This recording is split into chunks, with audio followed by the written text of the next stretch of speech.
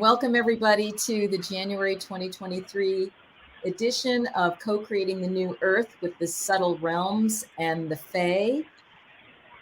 This is my new monthly live in which I sometimes am joined by sacred sisters or brothers to have conversations, and such is the case today, where we are going to be speaking with Melissa Sophia Joy.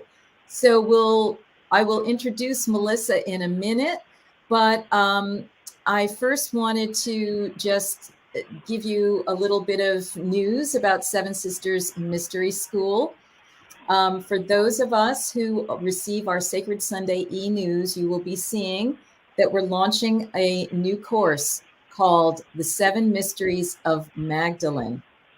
And this is going to be live for 5 modules, February 21st through March 21st, 2023, or you can watch it in replay. You don't have to be there live.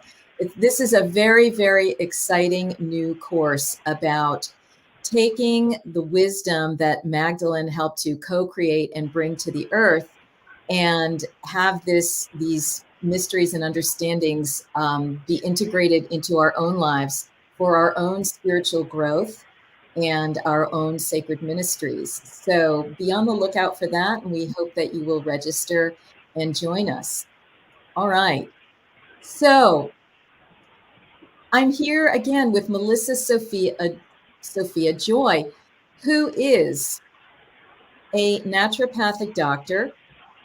She's a mind, body, spirit specialist, a spiritual teacher, a medical intuitive, and an energy medicine practitioner, as well as being the founder of Sophia Healing Academy and Somatic Awakening, which is a therapeutic way of working with people on the emotional level, which is very, very powerful. I've experienced that with Melissa. She's also a dear friend of mine, and from when I was living in the Bay Area. So welcome, Melissa. Thank you so much, Marguerite. I am really delighted and excited to be here today. Excellent. So you have quite a story, which we are going to have you share today as medicine for others who are having awakenings, having understandings, having realizations. And I'm just reminding our community that all throughout this, we welcome your comments. We also welcome your questions into the chat. So please do post, because we are here watching and looking at what you're saying, and we want to address some of your questions as well. So let's just launch in, Melissa. Why don't you tell us more about how your past life memories first came on and how they've affected your life and your healing and awakening, and how you see them being relevant to others and this awakening of humanity that's happening right now. So the first thing I just want to say is I'm really delighted to share this information with you, Marguerite, dear soul sister. As many of you know, this is the first time I'm sharing this information. I've been having very intense past life memories for the last 4 years. And how about now? Does that sound perfect? Does that sound better? Perfect. Yes. Now there is no muffling whatsoever. All right. Okay, great. You are being heard perfectly clearly. Yay. Wonderful. And thank you everybody for giving that feedback so that we didn't suffer through. And now everyone will be able to come back and join us. Thank you for the spirits of assistance. So Melissa, let's just have you restate what you were just sharing. And we will, clean this up once we go into the editing function. But just so that nobody misses it, how is it that you came upon your past life memories? Now everybody's going to be able to hear this very, very clearly. Great. So I'll just bring it to the most important aspect. So what happened for me is that 24 years ago, I went on a retreat, kind of like Vision Quest, but it wasn't necessarily held in a container, but that was my intention. So what ended up happening is I went up to northern Arizona in the forest, and I was fasting and praying, and I went into this inquiry around death, which is a pretty common inquiry for a spiritual practitioner to do. But what ended up happening, because I tend to be very visionary and, have had a long history of being a mystic, is that I had these visions of me dying in many lifetimes, pretty much all at once within a short period of time. And it really overwhelmed my system because I didn't quite understand what was going on. I had had a little bit of experience with past life memories in the past, but this was many things all at once. I thought, well, am I connecting to the collective? And I really went into that deep dive inquiry for quite a while. And I realized, well, no, actually, this is coming from within me. I could really feel it. It was coming up from within my somatic awareness. So what ended up happening is that I went into a really deep dive of healing, and I landed on originally many lifetimes where I was condemned as a heretic, or I was wrongfully condemned as a witch, and all of the different types of way that the Romans and the Roman Catholic Church dealt with that, which was usually very excruciating death. And I was thrown Yeah. into. And let me just say that, every week of the year when I have my sessions, I have people coming to me, I'm sure you do.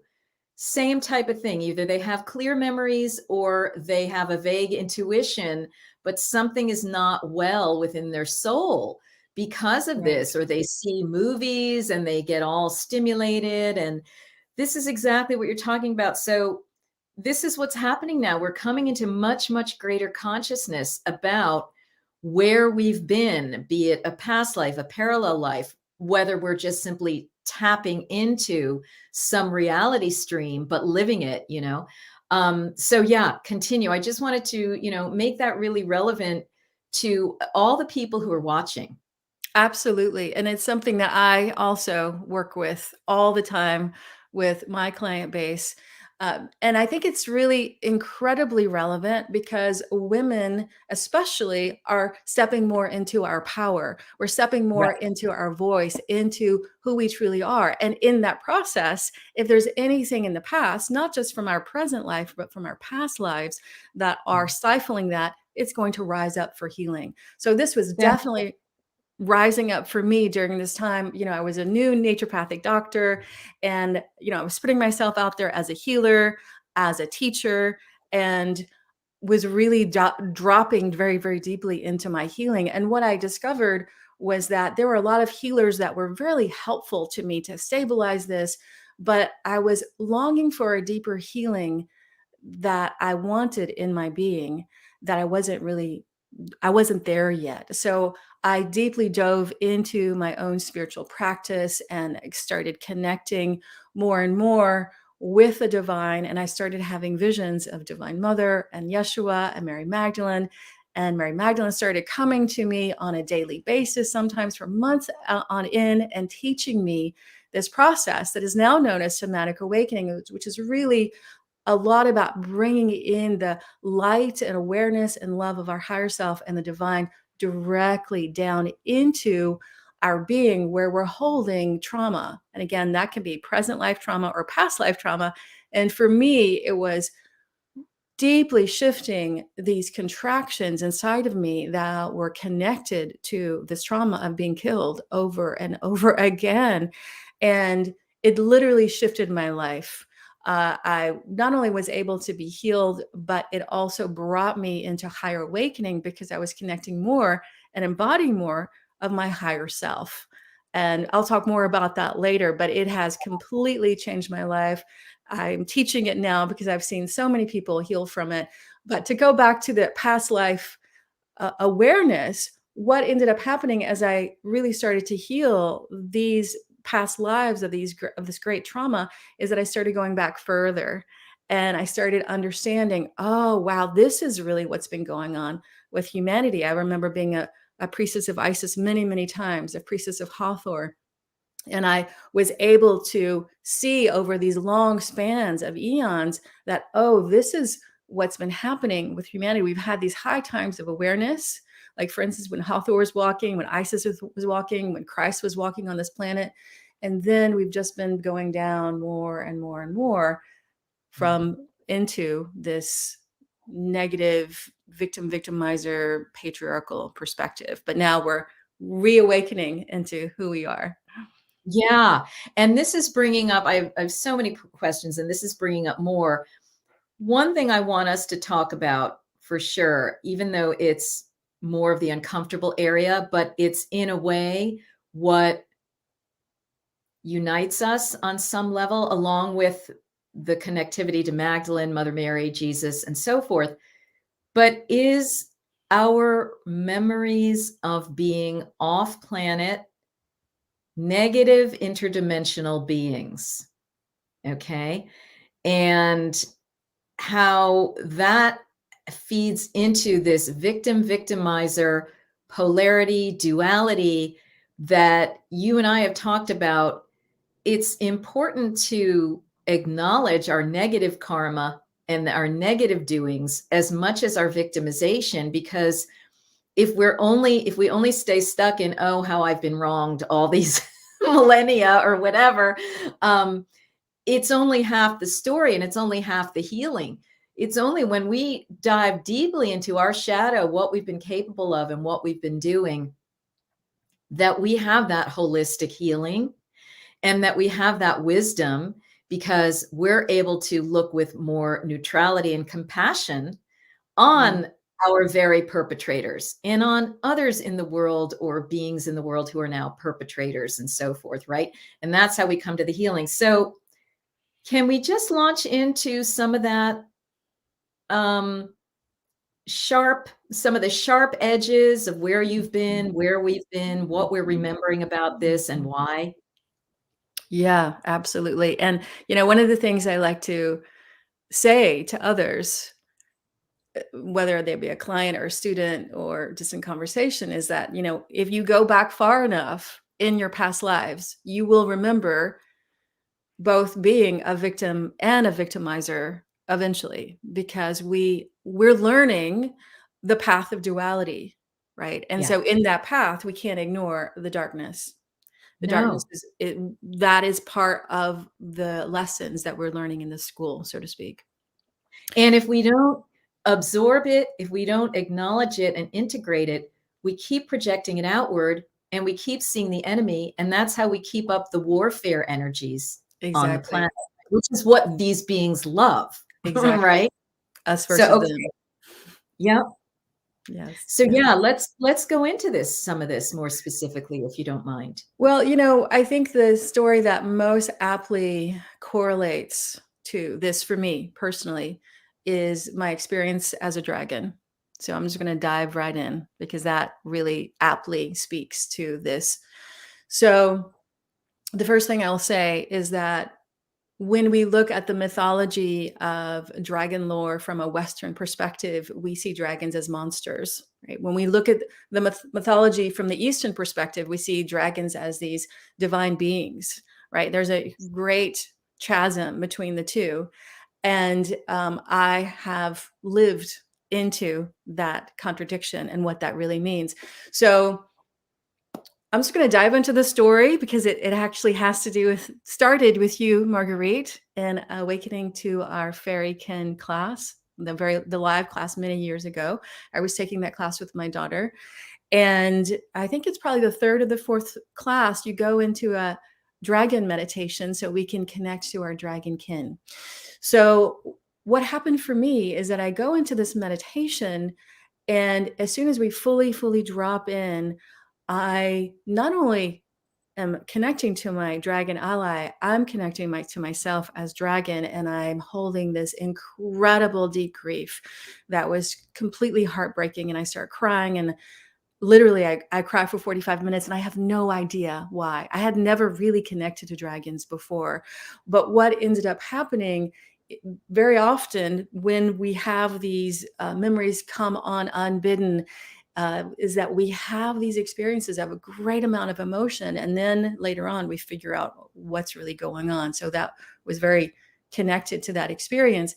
And what I originally or deeply understood as I moved forward in time was that I was indeed a dragon. I was a dragon of the Middle Earth, a red dragon. And our job was to nurture the heart of Gaia as well as the heart of humanity. And then what happened is that this nefarious race known as the Draco Reptilian came in.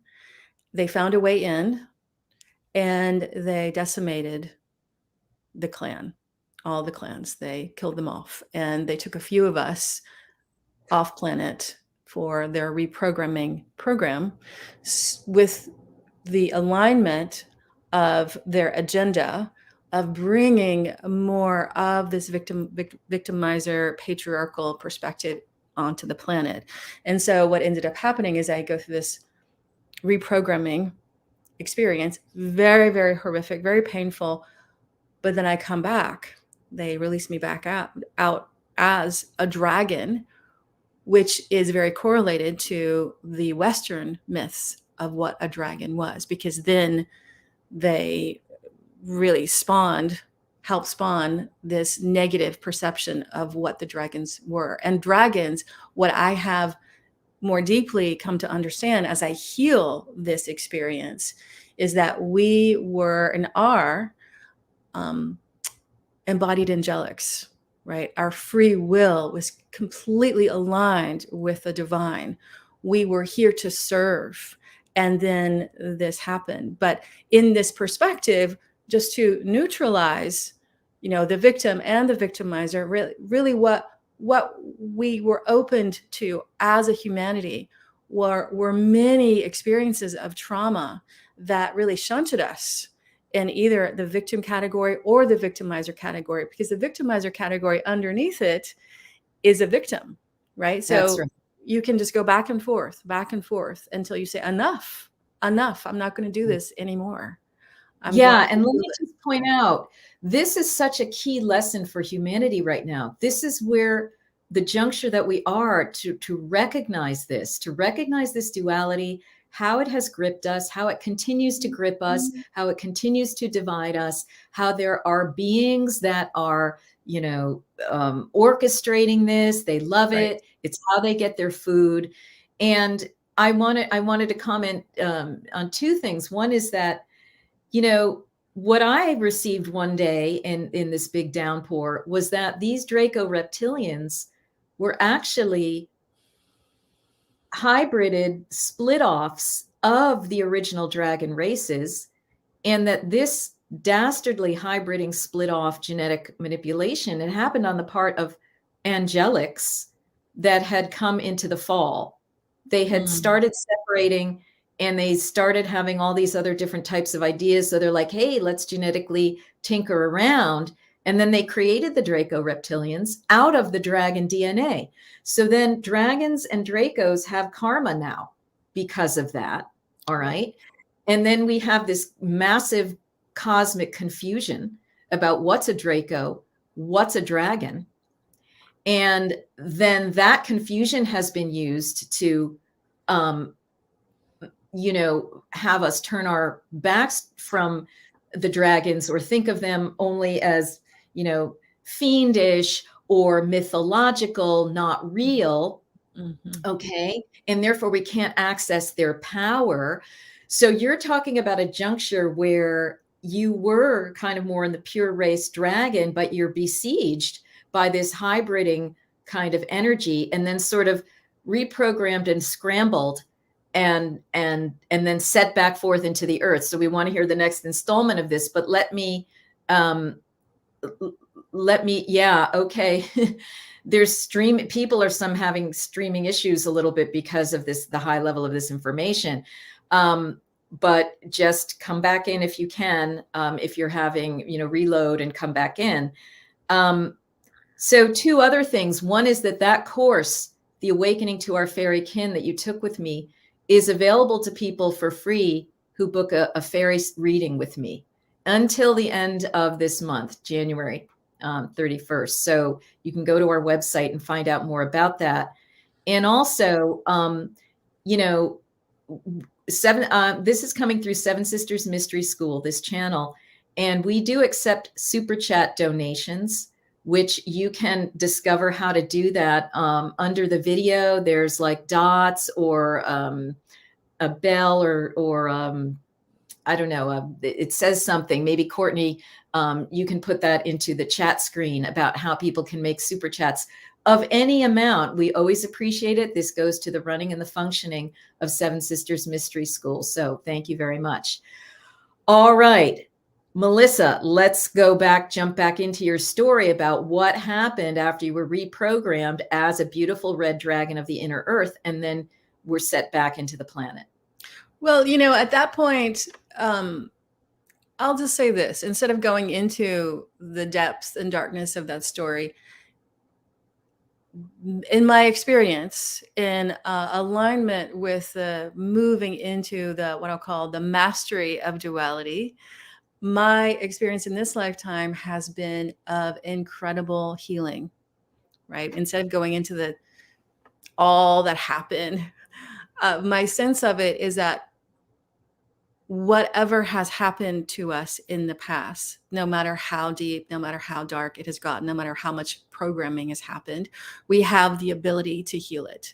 And that is one of the biggest motivations in my life, to heal this energetic that happened to me. And as I've healed it more and more, what has occurred is that lifetimes previous to this, that has been so filled with light and so filled with oneness, are actually coming on board now. Because, you know, there are many people that are starseed that have come to the planet recently from other places, but there are also a lot of us who are ancient starseeds.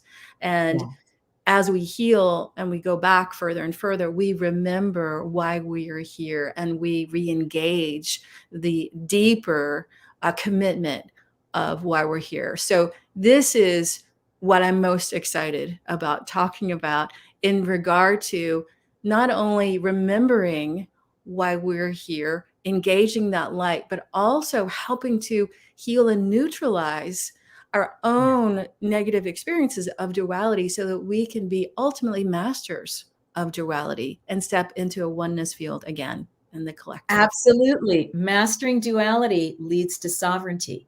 Okay. And just bringing in a comment here by my dear colleague, Priestess Athena. She says, I just recently experienced the ancients and the draconian trying to push the burden of their karma back into humanity, the hook. I assisted to return it to 0 point.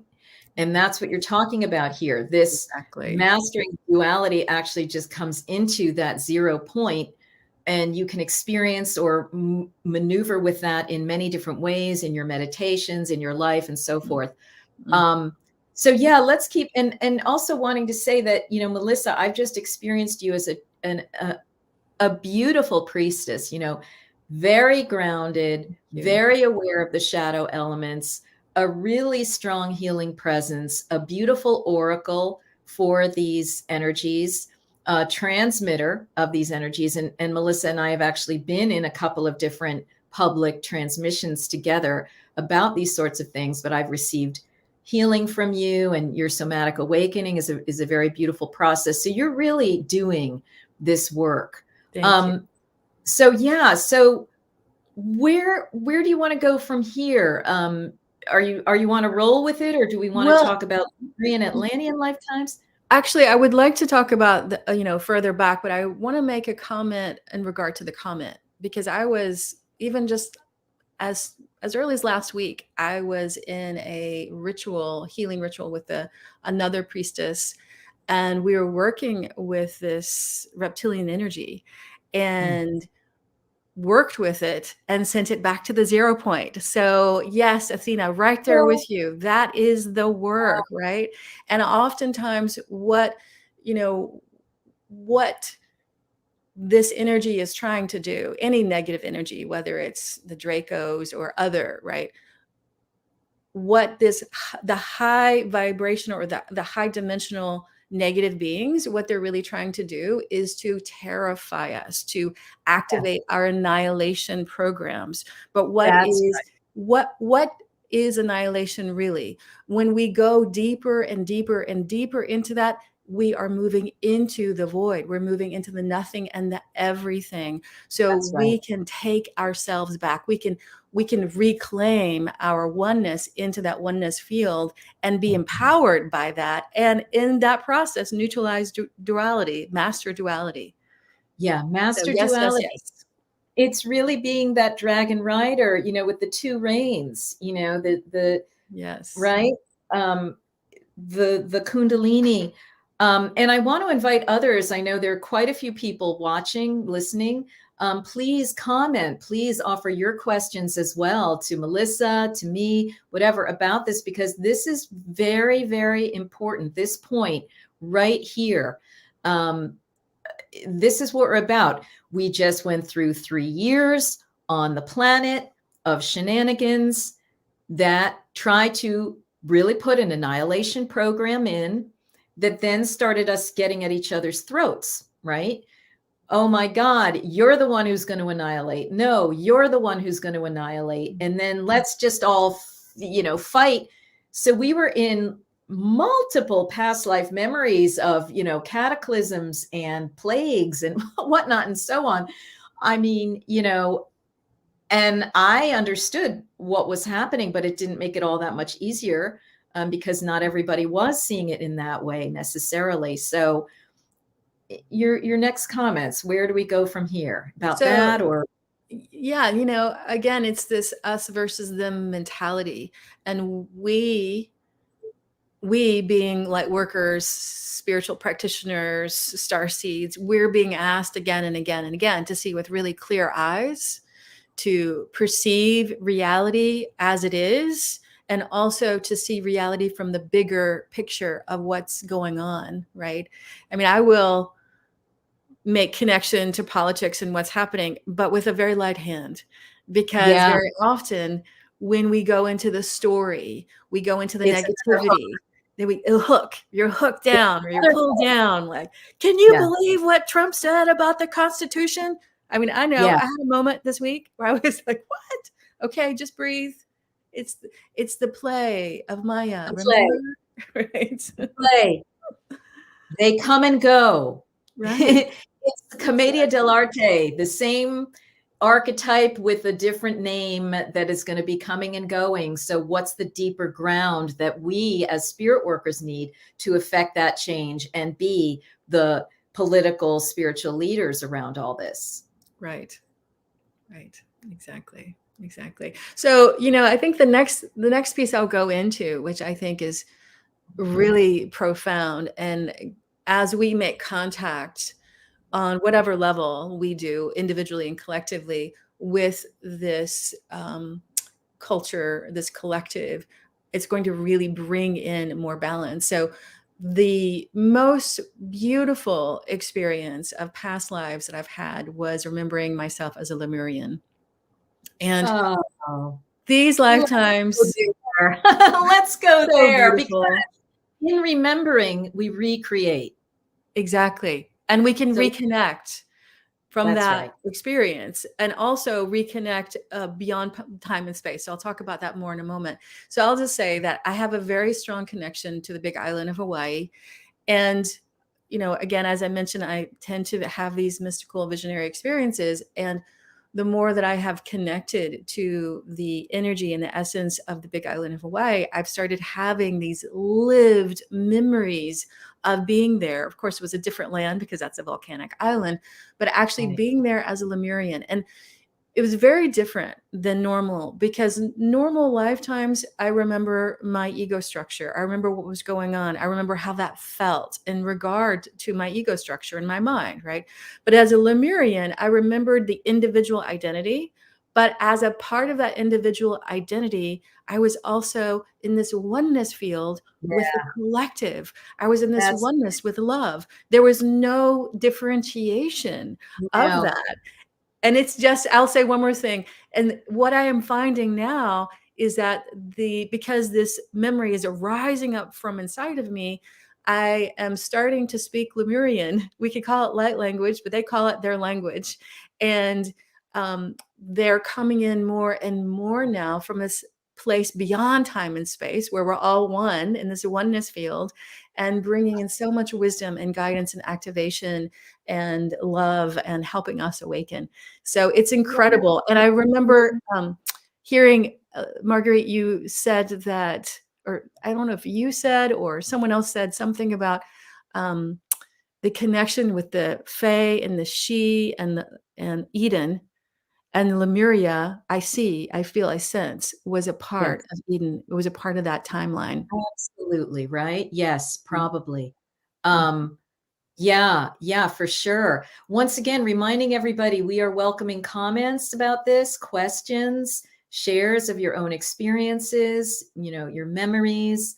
We're welcoming those super chat donations with the $ below to support us, because that's New Earth economy going as well, if you're getting value out of this. So, okay, Melissa, let's keep going deeply into this. So there's Lemuria, and then it's running neck and neck with Atlantis, right? In present time.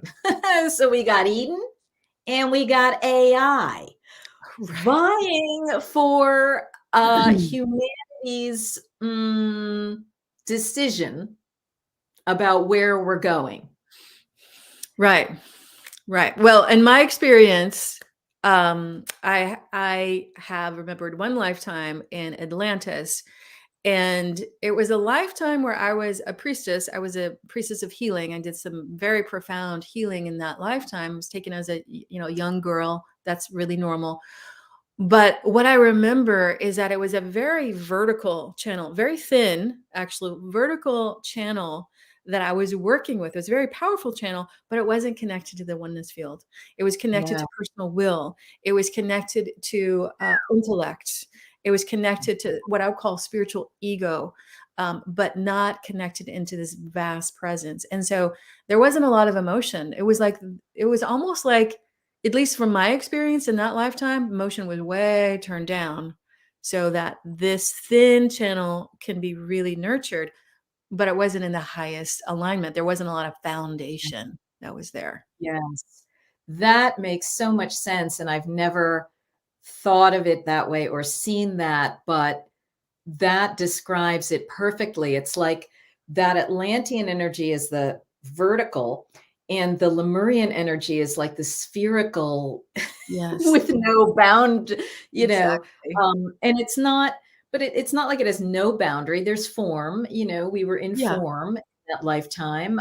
But this is what's vying, and it gets translated into masculine, feminine, because these forces want us to see it as a fight between masculine and feminine, when the reality is there's masculine, feminine within that yin yang of Lemuria and also Atlantis, but it's like, which energies are more turned up? Right. So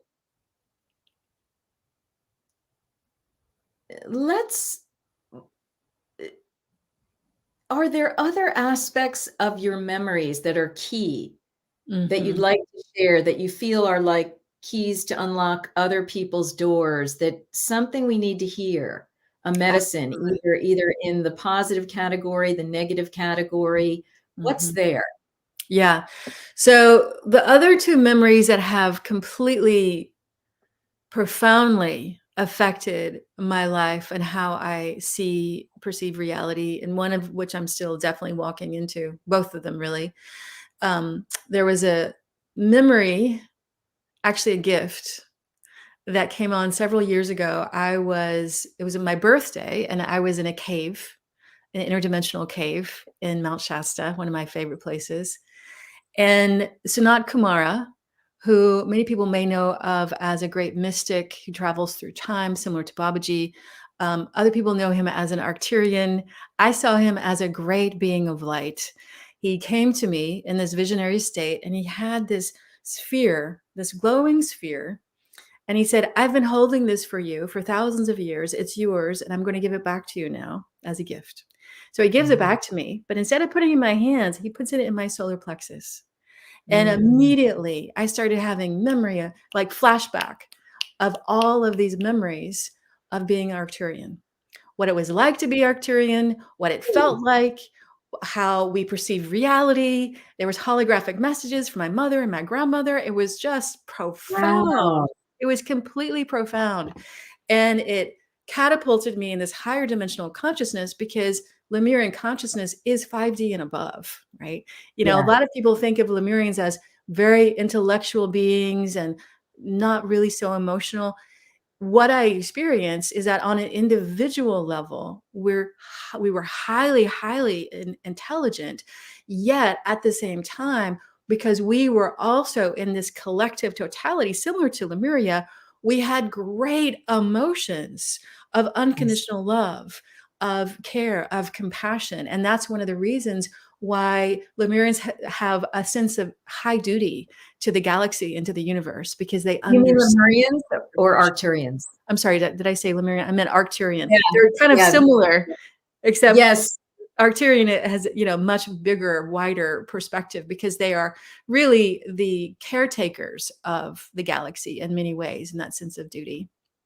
Yeah, and Tom Kenyon is very connected with them. You know, he has this book, Arcturian Anthology, which is was very influential for me. And I want to bring in here the Arcturian oil spray that Indigo Angel has created. She's created 6 of them: Orion, Syrian, Lemurian, or no, sorry, Pleiadian, Andromedan, Lyran, and this is the Arcturian. And this is a beautiful spray with crystals in it. So I'm going to spray this now. Everybody watching can just feel the scent that's coming through here of orange, sage, and lemongrass. And the crystals are yellow quartz, citrine yellow quartz. Okay, because we're using the different senses and these different natural technologies to call in these great beings. I want to hear more from you about that. We also have questions coming in. Do you think from Kathy, do you think the Menuhana are Lemurian? Do you know the Menuhana? I have not heard of them. I don't know who they are, unfortunately. Yeah, Kathy, we're not sure. And then Sally is saying, is cloning an Illuminati hijacking of parthenogenesis? Yes. I've been looking at that a lot lately. Yes, it's just the Atlantean gone wrong version of parthenogenesis, and it's a heinous thing. You know, it's just completely unnatural. And yeah, we definitely are not wanting to go there as a part of humanity. We want to use natural parthenogenesis if we're going to do it, and get back to the original way of reproduction in Lemuria, as I understand it, which is we were first of all masculine, feminine to begin with, and then we would just whoop, you know, give forth a child in parthenogenetic fashion, and that was reproduction back then. I don't know if that's what you get, Melissa, but anyway, go ahead. Well, I'll just say one thing about being Lemurian. My sense of it is that we were much more androgynous, but just like, you know, people who are, you know, gender fluid today, right? Some of us were more masculine, some of us were more feminine, but there was a lot less gender distinction for sure then. Yeah, which is so interesting. That's a whole other sideline we could go down. But tell us a little bit more about your Arcturian connections, because they are fascinating to me from how I've understood them. You know, from Tom Kenyon and so forth, like those scientists of the universe, very mission driven, but they are emotional. You know, they are deeply caring. Tell us more what you know. Well, you know, it's a challenge to really translate this higher holographic wisdom, because they communicate through holographic wisdom, holograms, right? They communicate through holograms. I definitely got that. And they do have a deep connection to others, but it's not in the same way that we have connections to others, because we have our ego programs that, you know, build attachments, right? I'm now attached to you and you must do this for me according to the ego, right? Until we go into this higher unconditional connection.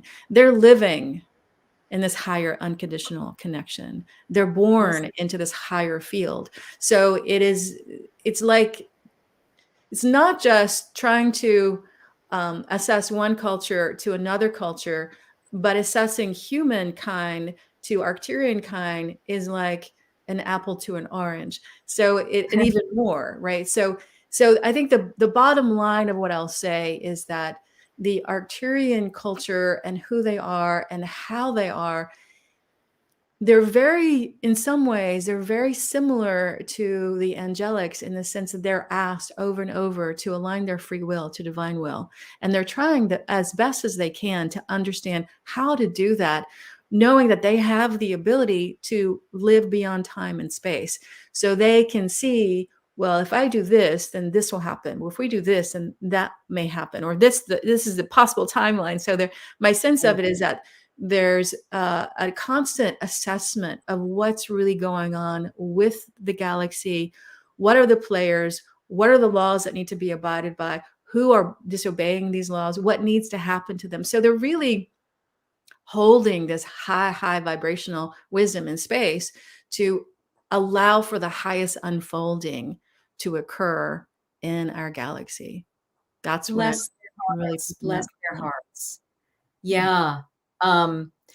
We have a comment here from Sally, the novel Frankenstein, alluding to cloning, basically. Look at all the Marys involved in that novel. Yeah. That is the misuse of Mary, parthenogenetic virgin, sovereign energy, right? You create a Frankenstein and the poor dear creature, right? It's horrible. So, and some people see that, humanity has been hybrided. Do you want to talk at all about that, Melissa? Not really my specialty. I think it's more your specialty, dear. Okay, yeah, we don't need to go there. Let's continue in. Messages for our viewers about the importance of past life recall and any pointers for those who are interested in exploring this for themselves.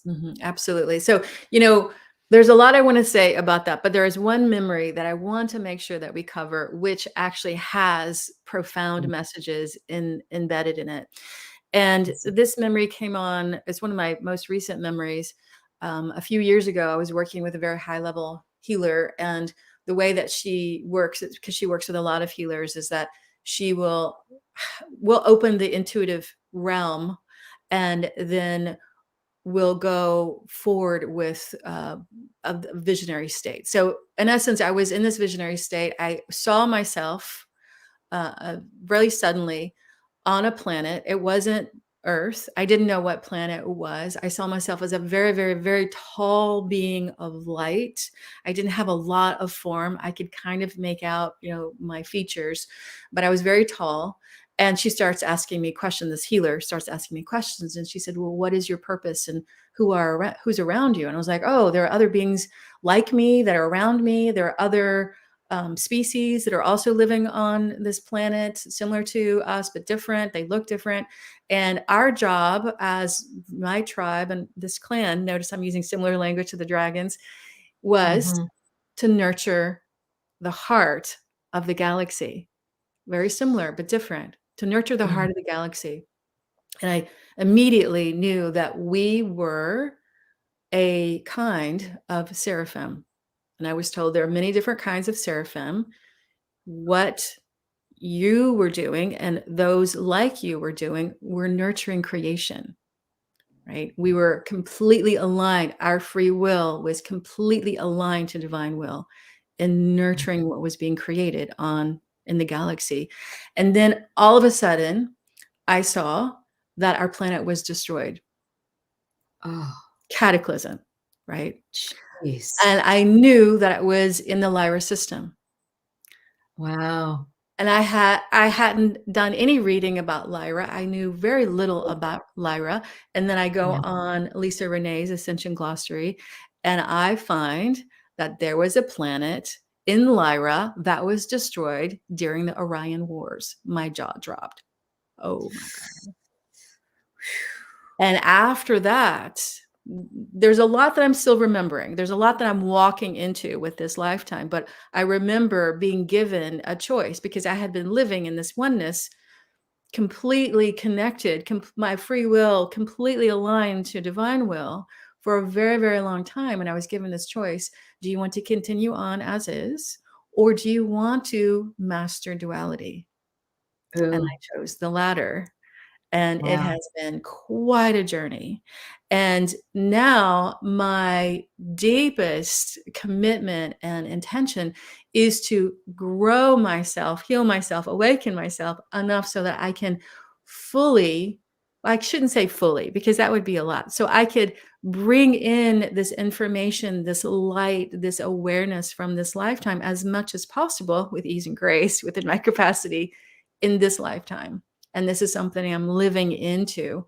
And I would say this is my biggest starseed activation. When I remembered this, all of a sudden it was like the wires just went, oh, now I know what I'm doing. Oh, I'm here to nurture the heart of the galaxy and the planet and humanity. Oh my God.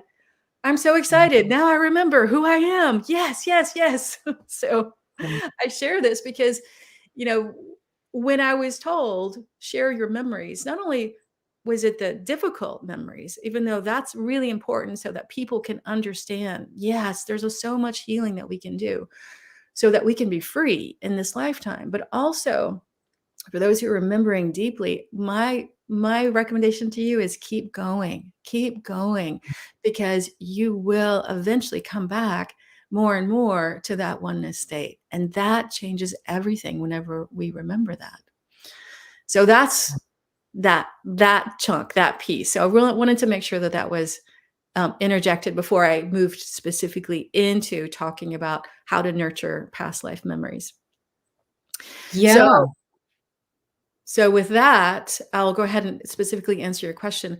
So, the first thing I just want to say is that we remember past lives very differently. Sometimes it comes on all of a sudden, like some of the memories that I've talked about. That can be really disorienting because there can be a lot of emotions that arise all at once. We can be depressed or have a lot of grief or whatever that is. And then we start working it out and understanding over time what actually happened. Sometimes it can come on a healing experience, a person leading you on a past life regression type of experience. But the primary thing that I think is important is to really focus on past lives as a process of healing and awakening versus an ego linear mental experience of, oh wow, I had this experience or that experience. And the mind can kind of spin it around a little bit, and that's really common. But as much as possible, whenever we keep it focused on the healing and awakening, what happens is that it frees our lives. I can't tell you how many people I've worked with as clients who have had, whether it's a difficult karmatic relationship or there's something inside of them that's holding them back, right? Especially, leaders who have had these difficult experiences and they're like, I can't speak, right? And when we heal these experiences, we literally shift our life. I know my life has shifted so much into freedom and into more awakening as I've healed my past life experiences. And the other thing that I'll say is that if you are new to this or if you're struggling with this, find someone to work with who can actually help you not only fully remember what's there, whatever you need to remember to heal. And the deepest level is to heal it so that you can then bring it into your present lifetime so that you don't have to carry these old programs, that are 200 or 500 or 3,000 years old in your being so that you can really be who you are in this lifetime. Yeah, beautiful. And tell me if this is the experience you've had for yourself and with others. I always see that whatever the wounding and situation people have had in this lifetime is always just a holographic echo of the core wound that threads through all of these lifetimes. So it's sort of a doorway. So don't underestimate personal, emotional, psychotherapeutic, somatic awakening work, because it's the entryway it can be the doorway into those memories and deeper layers. But it's never beside the point to do your own emotional healing, because in some senses you are healing backward. Or, some people start with that cataclysmic memory that they had and they work forward and they realize, wow, the reason why my mother died in this lifetime is because I had killed people's mothers in past, you know what I mean? So it's right. There's this back and forth, and you understand how you were a victim, how you were a perpetrator, and how the return to love is going to help you become that master of duality, right? Do you want to speak any more to that and how you work with people in that regard? Absolutely. So, I just want to reflect what you just said. A lot of people that I have worked with have come to me not with the intention of working with past lives, but we're doing somatic work. We're connecting deeper in terms of past experiences in this life, and then all of a sudden they're connecting to some past life experience. So it's really, really common. It's also really common for it to be a lot of jumping around, right? I shared this in a linear fashion, but it didn't always come to me in a linear fashion. So it's always jumping around. And, the work that I do, especially with somatic awakening, it literally is helping you return to love. I loved that phrase that you use, Marguerite. I remember Marianne Williamson had a book called Return to Love. And I was like, that's it. That's exactly what we're doing.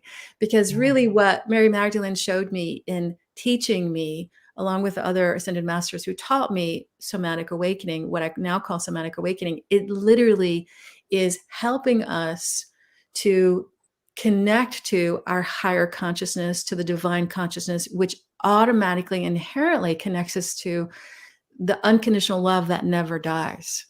And it offers a scaffolding and principles and tools and techniques, a practice, if you will, of bringing this love, this care, this nurturing into any and all trauma inside of us. Again, whether that's present life or past life, so that love, that presence, that care can meet these really contracted places or these frozen places that might be, have a wall or 2 walls or 10 walls in front of it, so that it can soften and soften and soften and soften, and then finally meet the core of whatever that program, that negative voice, that repetitive behavior, that difficult relationship is activating inside of us, so that we can soften. In essence, it's allowing us to find a way to show up to this relationship of the divine that always wants to heal us, to the part that doesn't always feel like it's worthy to receive this healing, right? It's closed down. Oh, I'm not good enough. Oh, I can't receive that. And again, this is a very subconscious, unconscious, energetic that's really common in people. But what happens is that as we start to hold space and witness this relationship happening more and more, these parts are held. These parts dissolve their negative energetic charge. Again, no matter how old they are. And I know just from my past experience, which I've shared, it literally dissolves the negative charge that our shadow carries, so that we have more space to embody our higher self, to embody this divine wisdom, to activate our soul, to activate our higher heart, and to live a more free life. Yeah. And the somatic awakening part is that this is not just a mental process, but it's accessing what's in the body, what's hooked in at the different chakras, at the muscular level, at the neurological level, at the, right? And Exactly. because it's important to be an embodied human, and Mhm. because what we're doing is we're bringing perfection into our bodies and restoring ourselves as the perfect humans, or the anthropos, which means not just coming out of our bodies and, but bringing it into form, even down into our 3-dimensional level. That's like an even higher opportunity, that Magdalene was working at, and that we have, that's beyond even when we were just in 5D, a little bit more plasma orientation in our bodies. It's like, wow, how do we bring heaven into earth? And that's what we're going to be looking at more in the 7 Mysteries of Magdalene course, which is coming up in February through Seven Sisters Mystery School. And I know, this is part of your work, Melissa, and this is what you've been doing. Before we ask how people can get in touch with you, we'll stay a few more minutes. If there are any other questions or comments from viewers, we welcome them now. But is there anything else you'd like to say that hasn't been said that you feel is really important to this conversation? Well, I really appreciated what you just said, and I want to just make a comment in regard to some of the things that you just brought in. So, one of the things with somatic work is that when we experience trauma, whether it's this lifetime or even if it's carried forward from a past lifetime, it is stored in our somatic body. Somatic body is coming together of the physical, emotional, energetic aspects of being. And what this work really is doing is it is really highlighting this energy of the anthropos being the full human, fully divine and fully human. So we're bringing our divine consciousness down into our humanity, into our humanness, or we could say the light of spirit is meeting the darkness within our shadow. It is the full Hieros Gamos experience within our being. It is the light meeting the dark so that we can master duality and be free. Wow. Ultimately, that's what it is. And that's why I call it a healing modality and a spiritual practice. I've had chills so many times during everything you've been saying throughout this conversation. So how can people get in touch with you, and what's your latest that's coming up that people might be interested in? Mm-hmm. So I have two different websites. One is for my teaching, and it is for my mystery school, and it's sophiahealingacademy.com. And there's a lot on there. There's a lot of writing and blogs, podcasts. There's a lot of free meditations. So you can go in and check out. There's a quiz. There's many different things. You can find out more about somatic awakening and what I offer. And then I also have a healing practice. And so I have a specific website for that because it has many different aspects to it. And that is somatic-awakening.com. I work with people one-on-one on an ongoing basis. And the thing that I have that's coming up, there's a couple of just really quick things. So I offer events every month as a part of Somatic Awakening Sangha. So you can find out more about that on my sophiahealingacademy.com website. There's a lot of the titles of the events for the upcoming year will be on that. So you can easily join in that. And then for people who are really interested in diving deeper into somatic awakening, at the beginning of April, I'm going to be offering the introductory course again, and that is Embody Healing and Freedom. So if you are interested in that, just get on my newsletter, and you'll hear a lot more about that in the future and other things that I have upcoming. Blessed be. We just, my dear, beautiful priestess of sacred administration, Courtney Harper, who's in the background, has put your links in our chat. We will put them under the video.